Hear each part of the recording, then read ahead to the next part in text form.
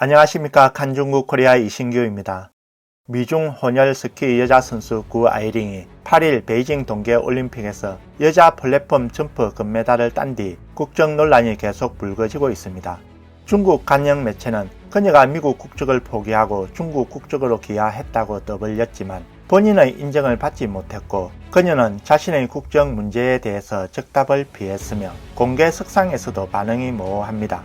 미국의 소리는 블룸버그 통신을 인용해 구 아이링이 미국 캘리포니아와 베이징의 엘리트 사회를 넘나드는 환경에서 성장했고 미국에는 벤처 투자를 하는 어머니가 있으며 외할아버지는 중공의 고위 관료라고 전했습니다.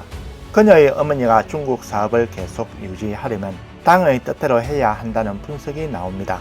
바이두 자료에 따르면 구 아이링의 외할머니 펑거전은 교통운수부의 퇴직한 부이고 외할아버지 꾸전 꾸앙의 고위 관리 지위는 민감하기 때문에 중국 관영 매체가 그에 대한 모든 자료를 삭제했습니다. 그녀는 중국에서 홍3대의 많은 특권을 얻었을 가능성이 높습니다. 예를 들어 중국에서는 방화벽 안에서 차단된 미국 소셜미디어 인스타그램은 대부분의 청소년들은 접속할 수 없습니다.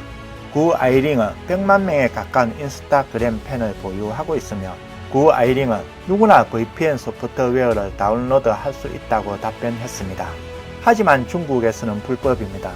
구 아이링은 이후 이 게시글을 삭제했습니다. 구 아이링은 지난 2019년 중국 대표로 국제대회 출전을 선언한 뒤 중국 관영 매체들의 열렬한 지지를 받으며 중국 시장의 유력 모델로 떠올랐습니다.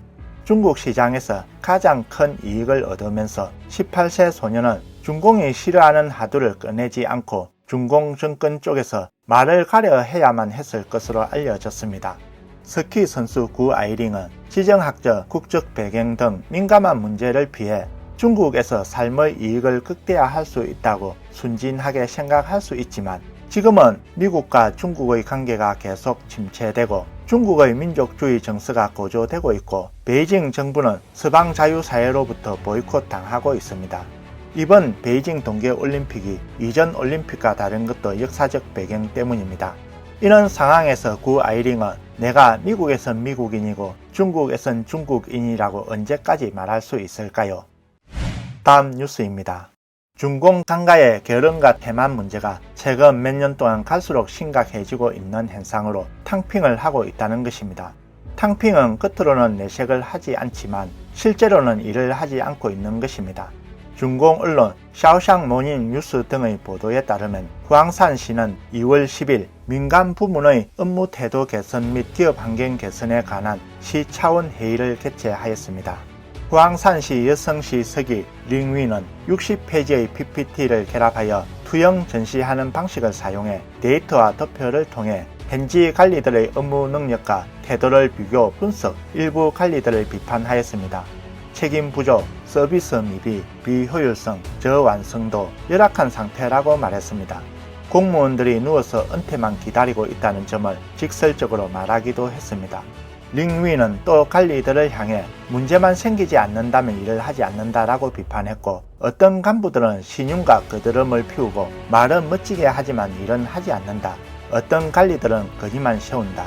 어떤 관리들은 자리만 지키고 허송 세월을 보내고 있고 정책이나 배치만 기다린다. 심지어 전직이나 퇴직만 기다릴 뿐이라고 비평했습니다. 2021년 11월 중국 규율검사 검열저널에 시진핑의 오랜 골칫거리를 폭로했습니다. 시진핑은 많은 관리들이 임무에 직면해 이리저리 피하기만 하고 탕핑을 하고 있다라고 했습니다. 탕핑은 눕는다는 뜻으로 종종 작은 일을 크게 만들고 큰 일을 폭발하게 만들고 있는 것입니다.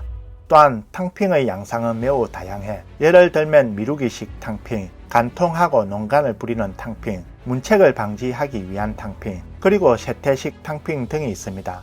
앞서 관영 매체들은 리커창이 관료들의 태만에 대해 자주 화를 냈다고 여러 차례 보도했습니다.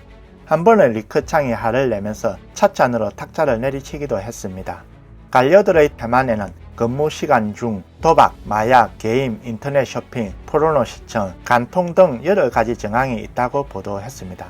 정치경제학자 청샤오룽은 시진핑 당국의 반부패 캠페인 이후 중공 관리들이 귓속말로 패배하고 태만에 소극적인 반응을 보였다라고 평한 바 있습니다. 일부 관리들은 장쩌민 시대의 부패로 협력 강요를 그리워하며 시진핑 당국의 반부패로 협력 강요 방식을 백방으로 방해하였습니다. 중공 관리들이 공개적으로 항쟁하고 있는 또 다른 이유는 서방으로부터의 제재 위협입니다. 예를 들어 신장 서기를 사임한 천치안근은 이미 미국, 캐나다, 프랑스, 영국, 유럽연합 등 여러 나라로부터 제재를 받고 있습니다. 이런 제재로 중공 관료들의 부정부패한 자산은 국외에서 세탁된 후 동결돼 단기간에 가치를 완전히 잃은 것입니다. 다음 뉴스입니다.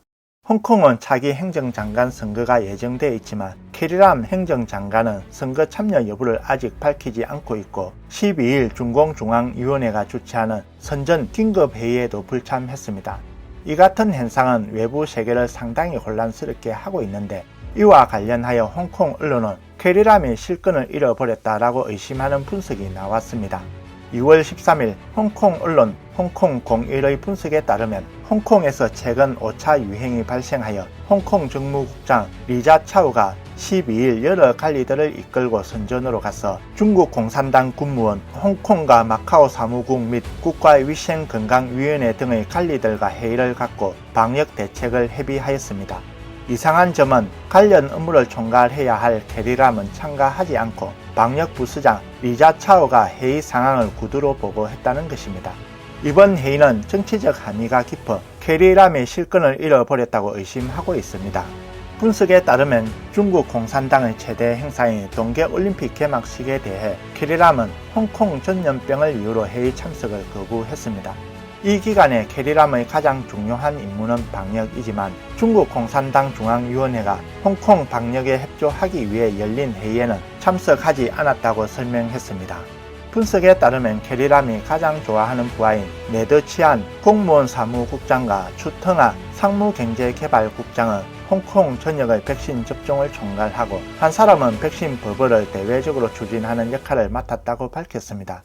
두 사람도 모두 12일 방역회의에 불참해 캐리람 계파가 항쟁에서 이미 실권을 잃었다는 이야기가 돌고 있습니다. 차기 홍콩 행정장관 추천은 당초 올해 2월 15일부터 3월 2일까지 16일간 진행될 예정이었습니다. 그러나 14일 갑자기 연기하여 20일부터 진행된다고 전격 결정됐습니다. 홍콩 행정장관 선거는 2022년 3월 27일에 실시될 예정입니다. 이는 중공 당국이 홍콩 국가보안법 시행 후 처음으로 치러지는 행정장관 선거지만 홍콩 각계는 냉랭한 반응을 보였습니다. 아직까지 비중 있는 정치인이 출마 선언을 하지 않았고 영화 제작, 금융 투자 등을 했던 사업가인 시엔 그린만이 출마를 선언했습니다. 오늘 뉴스는 여기까지입니다. 구독과 좋아요는 격려입니다. 공유는 나눔의 시작입니다. 시청해 주셔서 감사합니다.